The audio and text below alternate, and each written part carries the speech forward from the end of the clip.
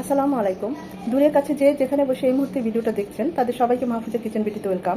আজ বেগুন দিয়ে আয়ের মাছের চচ্চড়ি করবো বা একটু মাখো মাখো রাখবো, এরকম আর কি, একটু হালকা ঝোল ঝোল থাকবে। একদম চচ্চড়ি মানে একদম পোড়া পোড়া এক ধরনের স্বাদ, আর আবার এরকম মাখো মাখো আরেক ধরনের স্বাদ। আবার একটু ঝোল ঝোলও রাখা যায়, যারা ঝোল ঝোল পছন্দ করেন ঝোল ঝোলও সেটাও গরম ভাতের সাথে খুব ভালো লাগে। একদম অল্প মশলা অল্প তেলে খুব অল্প সময়ে আমি বলবো আমি কিভাবে এই আয়ের মাছের চচ্চড়িটা করেছি, সেটা এখন আপনাদের সাথে শেয়ার করবো।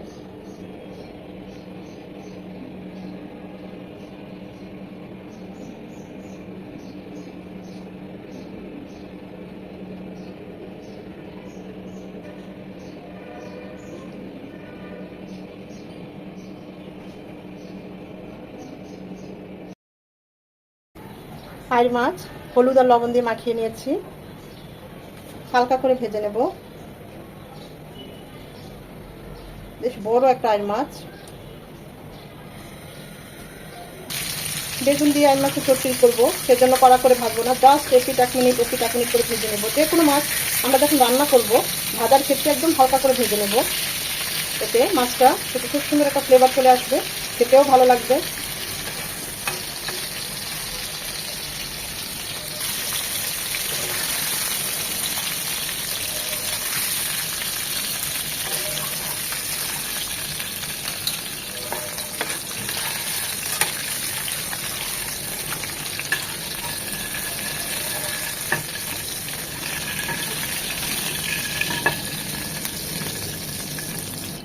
বেগুন দিয়ে আইর মাছের চচ্চড়িটা করবো। আমি বেগুনটা আইর মাছের মতো একটু লম্বা লম্বি করে কেটে নিয়েছি। এই তেলে বেগুনটা একটু হালকা করে ভেজে নেব।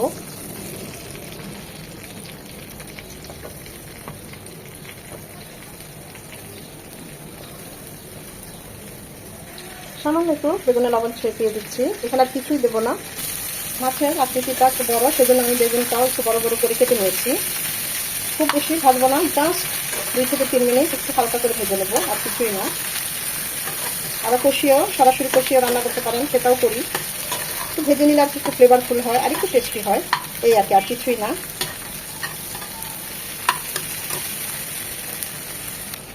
এর চেয়ে বেশি ভাজবো না, হয়ে গিয়েছে। এখন এটা উঠিয়ে নেব।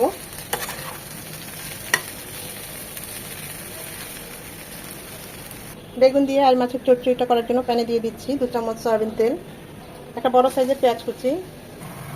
পেঁয়াজটা একদম লাল লাল হওয়ার কোনো দরকার নাই, এরকম একটু নরম হলেই হবে।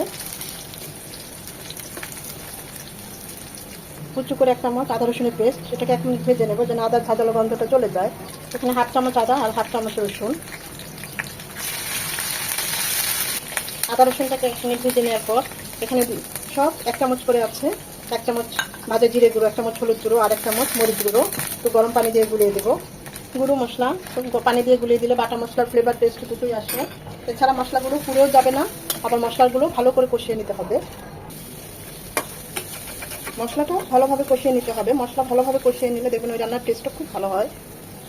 মশলা কষানো হয়ে গেলে আমরা যে বেগুনটা হালকা ভেজে নিয়েছি সেটা দিয়ে দিচ্ছি। এটা চাইলে আপনারা আলু দিয়ে করতে পারেন, যে কোনো সবজি দিয়ে এভাবে আর মাছটা রান্না করতে পারেন, বা যে কোনো অন্য মাছও এভাবে চচ্চড়িটা করতে পারেন। আমার কাছে বেগুনটা বেশি ভালো লাগে, তাই একটু বেগুন দিয়েই করলাম। আলু দিয়েও করি, অন্যান্য সবজি দিয়েও রান্না করি, আবার তেলের ঝালও আইর মাছ রান্না করেছি। আসলে আইর মাছ এমন একটা সুস্বাদু মাছ, দু পেঁয়াজা করি যেভাবেই করি না কেন খুবই ভালো লাগে। একটা টমেটো এরকম লম্বা করে তাড়াতাড়ি করে নিয়েছি, সেটাও দিয়ে দিলাম। মশলার সাথে বেগুনের সাথে একটু কষিয়ে নেব যেন টমেটোর কাঁচা ভাবটা চলে যায়।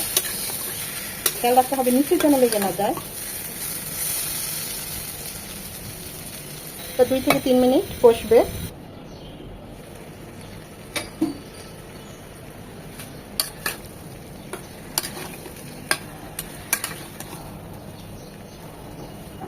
এখন এখানে দিয়ে দেবো ফুটানো পানি। আমি 1.5 কাপ দিয়ে দিচ্ছি, যেটা একটু মাখো মাখো করবো, চচ্চড়ি করবো, তাই 1.5 কাপ দিলাম। আপনার ঝোল ঝোল রাখলে আর একটু বেশি দিবেন বা আর একটু কমিয়ে দিতে পারেন।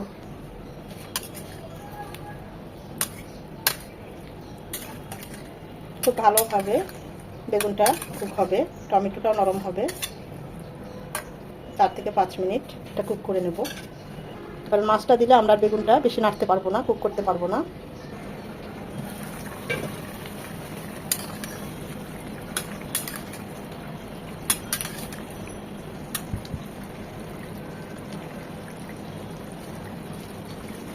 এখন দিয়ে দিব মাছগুলো।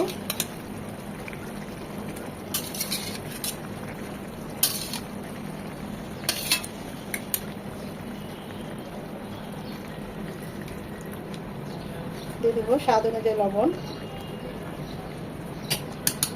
3টা কাঁচা পাকা মরিচ, 1 চামচ ভাজা জিরে গুঁড়ো। এটা অবশ্যই দিবেন, দেখবেন রান্নার টেস্ট অনেক গুণ বেড়ে যায়। এখন এটা কুক হবে 7 থেকে 8 মিনিট। মাঝে অবশ্যই মাছগুলো উল্টিয়ে দিতে হবে।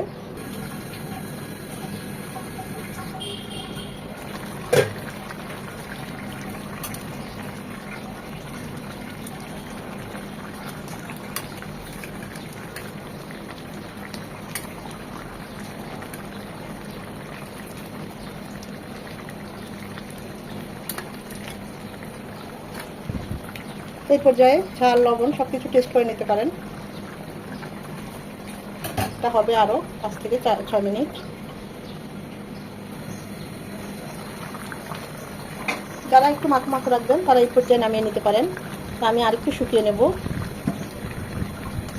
টেস্ট করেছি, সব ঠিক আছে, মাশাআল্লাহ অনেক মজা হয়েছে। কালারটাও দেখুন কত সুন্দর এসেছে।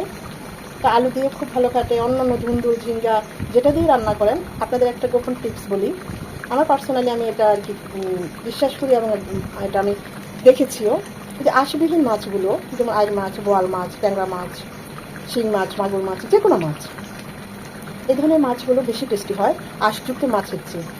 তো এই মাছগুলো যদি এরকম ধুন্দুল ঝিঙ্গা, পটল, বেগুন এগুলো দিয়ে রান্না করা হয়, টেস্ট খুব ভালো আসে, এগুলোতেই ভালো যায়।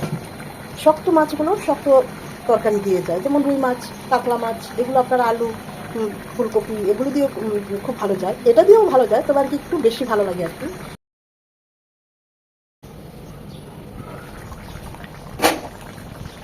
এত গরম পড়েছে, চুলার সামনে থাকাই চায় না, অনেক গরম পড়েছে আমাদের এই ঢাকায়।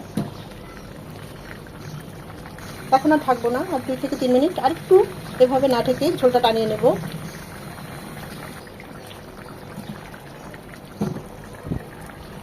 নামানোর আগে ধনেপাতা কুচি দিয়ে নামিয়ে নেব। আমাদের বেগুন দিয়ে আর মাছের চচ্চড়ি অলমোস্ট ডান। খেয়াল রাখতে হবে নিচে যেন লেগে না যায়, নিচে লেগে গেলে কিন্তু রান্নার টেস্ট একদম নষ্ট হয়ে যাবে। আমরা এখন চুলাটা অফ করে দেব। আমি তো এই মাখো মাখোটাই রাখলাম, আপনারা চাইলে আরও একদম শুকিয়ে নিতে পারেন, ওইটা আরেক ধরনের টেস্ট, আবার এই মাখো মাখোটা এক ধরনের টেস্ট।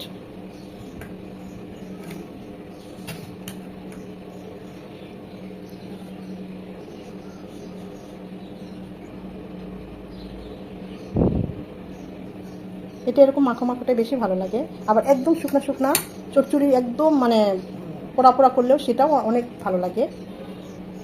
আশা করি ভিডিওটা ভালো লেগেছে। যদি ভালো লেগে থাকে অবশ্যই একটা লাইক দিবেন, ফ্রেন্ডস অ্যান্ড ফ্যামিলির মাঝে বেশি বেশি করে শেয়ার করে দিবেন, যেন তারাও এরকম সহজ এবং মজার রেসিপি দেখতে পায়। একটা লাইক তো অবশ্যই দিবেন, কারণ আপনাদের এই একটা লাইক আমাকে পরবর্তী ভিডিও করতে উৎসাহিত করে, সাহায্য করে। সময় নিয়ে ধৈর্য নিয়ে যারা এতক্ষণে ভিডিওটা দেখেছেন তাদের আন্তরিকভাবে ধন্যবাদ। সবাই ভালো থাকবেন, সুস্থ থাকবেন, নিজের প্রতি যত্ন নেবেন।